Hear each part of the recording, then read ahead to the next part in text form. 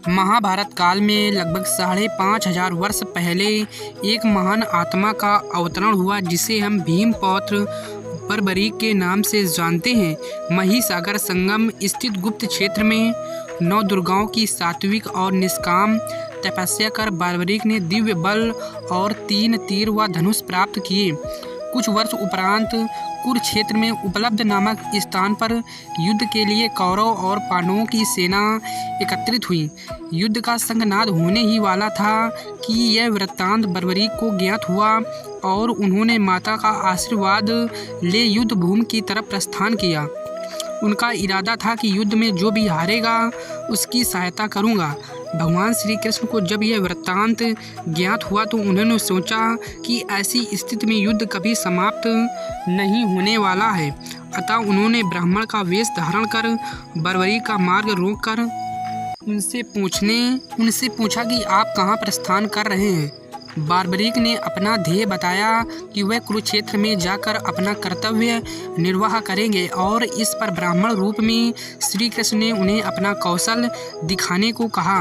बर्बरीक ने एक ही तीर से पेड़ के सभी पत्तों को भेद दिया सिवाय एक पत्ते के जो श्री कृष्ण के अपने पैरों के नीचे दबा दिया था।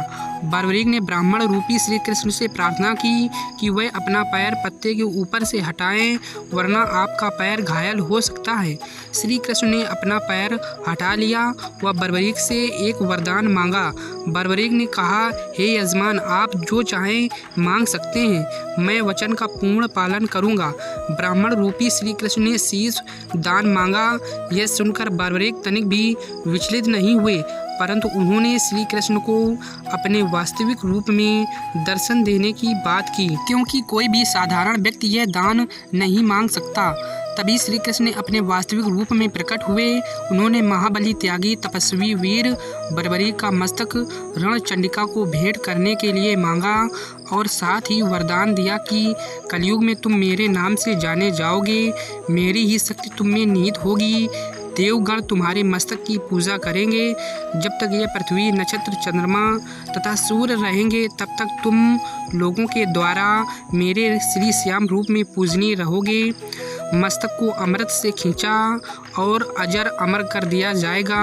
मस्तक ने संपूर्ण महाभारत का युद्ध देखा एवं युद्ध के निर्णायक भी रहे।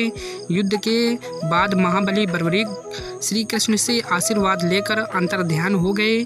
बहुत समय बाद कलयुग का प्रसार बढ़ते ही भगवान श्याम के वरदान से भक्तों का उद्धार करने के लिए वह खाटू में चमत्कारी रूप से प्रकट हुए। एक गाय घर जाते समय रास्ते में एक स्थान पर खड़ी होकर चारों थनों से दूध की धाराएं बहती थी। जब गौले ने यह दृश्य देखा तो सारे वृत्तांत भक्त नरेश को सुनाया। राजा भगवान का स्मरण कर भाव विभोर हो गया। स्वप्न में भगवान श्री श्याम देव ने प्रकट होकर कहा, मैं श्याम देव हूँ। जिस स्थान पर गाय के थन से दूध निकलता है वहाँ मेरा शालिग्राम शिला रूप विग्रह है। खुदाई करके विधि विधान से प्रतिष्ठित करवा दो। मेरे इस शिला विग्रह को पूजने जो खाटू आएंगे उनका सब प्रकार से कल्याण होगा। खुदाई से प्राप्त शिला रूप विग्रह को विधिवत शास्त्रों के अनुसार प्रतिष्ठित कराया गया। वीडियो अच्छी लगी हो तो लाइक शेयर एंड सब्सक्राइब जरूर करें। धन्यवाद।